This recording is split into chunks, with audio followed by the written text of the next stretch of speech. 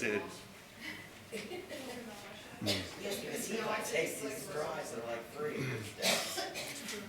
Good afternoon.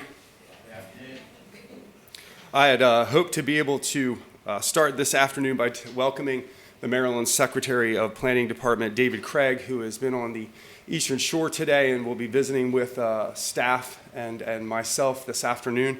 I had hoped to be able to announce to you that the nuclear option for the fire service agreement has been taken off the table this afternoon due to the exceptional effort of the County Executive Bob Culver, County Council President John Cannon, and City Council President Jacob Day, and Fire Chief Rick Hoppus. Through the evidence that a united community is what Salisbury and Maryland needs at this time. But that is not why all of you are here this afternoon. At approximately 10:03 this morning, Chief of Police Barbara Duncan contacted me to let me know of a planned protest, a credible threat at 8:30 p.m.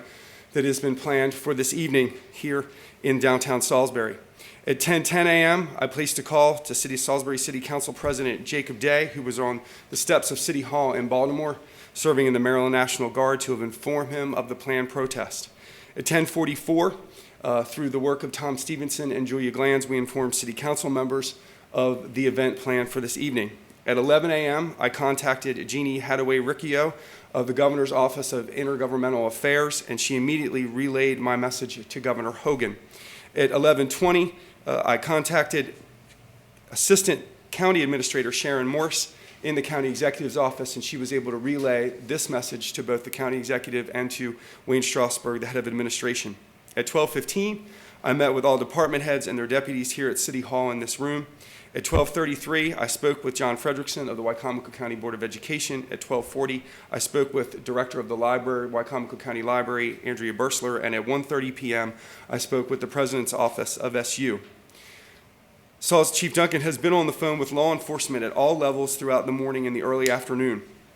Because of this planned die-in or protest or civil gathering, the City of Salisbury has activated our continuance of government operations at a level 2, which is a watch. A watch is a notification to all city departments for the preparation of an impending event.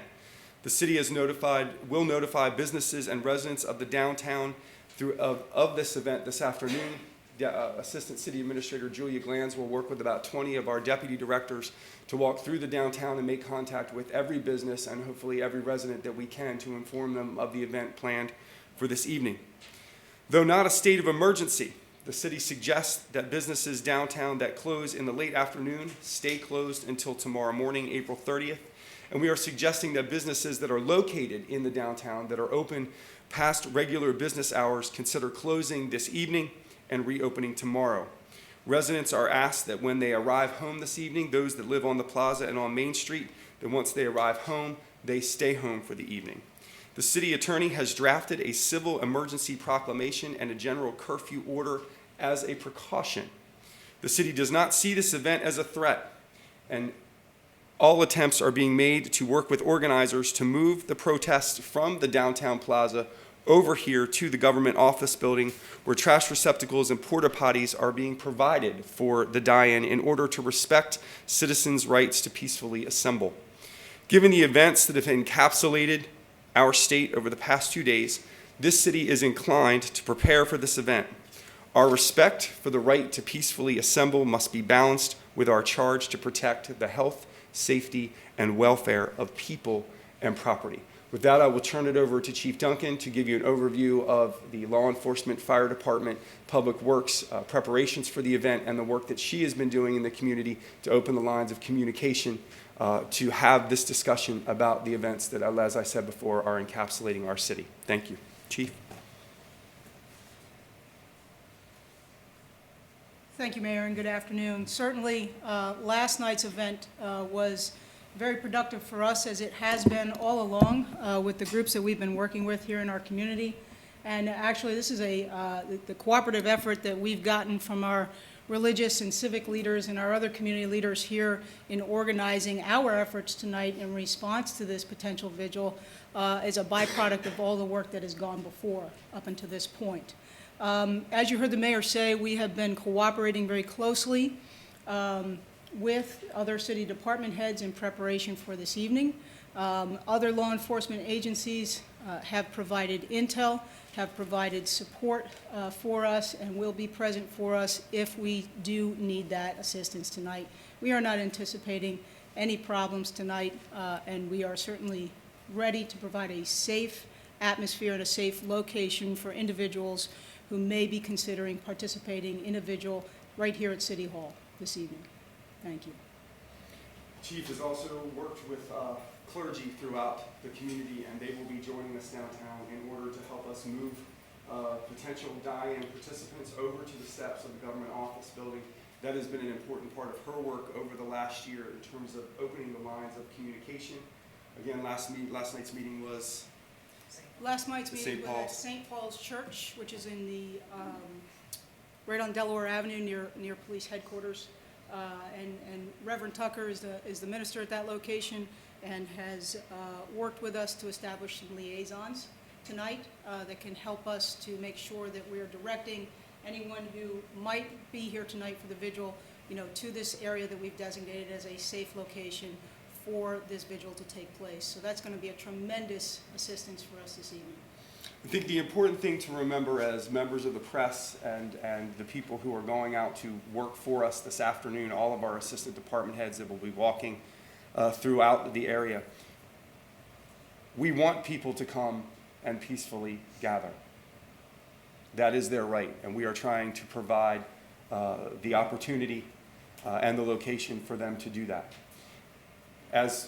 When you talk about continuation of governments in states of emergency, we've done those with snowstorms before. That is what we've had to do that with over the last 6 years, I think 4 times. But it is important to be prepared. No one watches, no one in my position or in the county executive's position or in elected office watches the television over the last 48 hours and doesn't think, what will I have to do if that happens here? So it was important this morning that as Chief and I were on the phone deciding what it is we would do, that we take this seriously. We want this to go forward peacefully, and we are planning to be a part of that peaceful gathering. But that does mean that there will be policemen here. It does mean that there will be fire department personnel here. It does mean that there'll be ambulances here. And those things are for the protection of the people who are coming here. So the 11 o'clock news may come, and 3 people may show up this evening. But it will be known throughout this city, this county, and this state that this city was prepared, and this city created the environment where people were able to come and bear their grievances and talk about their issues and protest and die in however they want to do it. We created the opportunity here for them to do it in Salisbury. So our job this afternoon will be to prepare our business owners and our residents, and then be ready as 8:30 comes around to guide people over here to the steps of the government office building to peacefully do what they are within their rights to do. So if there are any questions from anybody in the media, we will take them. I will not entertain questions that elevate a level of expectancy or frightenedness or scaredness. I will cut you off right away, so we'll take them. Mayor Ireton, it'd be irresponsible to even say that this is anything like Baltimore, because it's not. But you've seen what's happened in Baltimore. How maybe that city's mayors handled the situation. Has that affected at all how you guys are coming to the table to be prepared? I have so much respect for both Governor Hogan and Mayor Stephanie Rawlings Blake. As I watch these things unfold on television and on the internet and on Facebook, you watch, and I do believe that it was a learning experience for every person who's responsible for a government and responsible for the health, safety, and welfare of people in their community. To ask them to do anything different would be second guessing and backseat driving, and my mother always told me that is not appropriate to do. So no, I think they did the best they could do under the situation they were given. As I said, City Council President Jacob Day is standing right now on the steps of City Hall in Baltimore and making sure that community is safe. What do you think has changed sort of your heightened awareness? We thought about that, but then when we actually sat down with all the department heads and the assistant department heads, usually these sorts of things plug in the minute there's a hint of snow threat. So these are the sorts of events that our policies and Our policies make sure that we know exactly what is expected of us. That's what the continuation of government is. That's what the continuation of operations is. None of us on the city council or the mayor's office are going to be whisked to a secure, undisclosed location. We will be right here. We will be right here with our citizens this evening. Do you have any idea who's organizing it? I can speak just briefly, and then I'll give it to the chief. Through the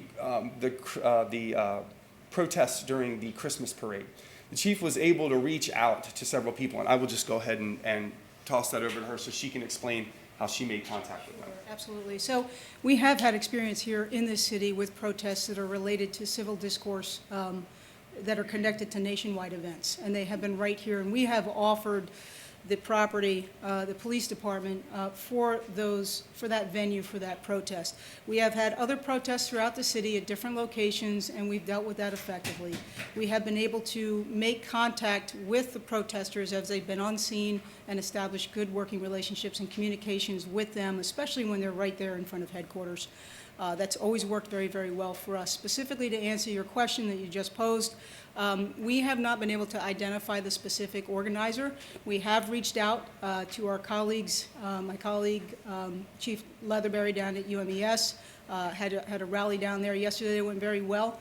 We got some intel from there. I've contacted and worked with my colleague, Chief Lashley, over at SU, and we are looking into identifying the organizer of the protest rally that is apparently planned for tonight. We don't have that specific information just yet, but we haven't stopped there. We are also working with the Board of Ed to put out information to see what's out there to identify the organizers. And as I said before, and as the mayor pointed out, we have already developed our liaisons through the religious community and various civic leaders that will be here with us tonight to make those contacts happen in the event we can't do it ahead of time. Just three quick things before we finish.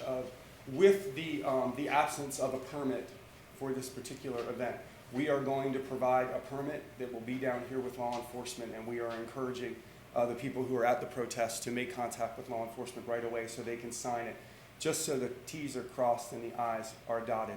Let me also just say this briefly. I want to thank City Council Vice President Mitchell, City Councilman Jack Heath, City Councilman Cheney Shields, who suspended what they were doing today, the business of the city, and working on the city budget to come into these discussions. City Councilman Spies was here earlier.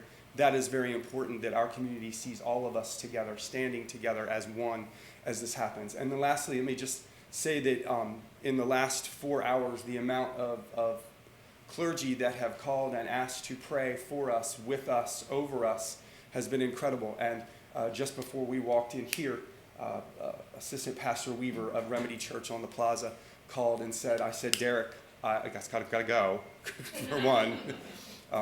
Chief Duncan's outside, and it's 2:06. And he said, may we just take a minute over the phone and lay our prayers over it. So I would just ask that whatever entity you pray to, look up to, worship, that if you would this evening, keep Salisbury, the people who will come here this evening, and the people throughout our county and our state in your prayers and in your thoughts, as we continue to have this conversation that is a very difficult one about race, about income inequality, about all of the things that are the undergird of the problems that we have in our society today. Let Salisbury be the place where we created the environment where this can happen and these discussions can move forward.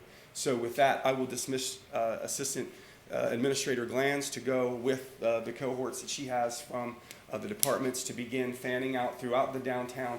The chief will begin her work with the police department and the fire department and public works to begin to create that environment where those discussions can continue. So thank you very much. Thank you, Bob. Thank you, Wayne, for being here.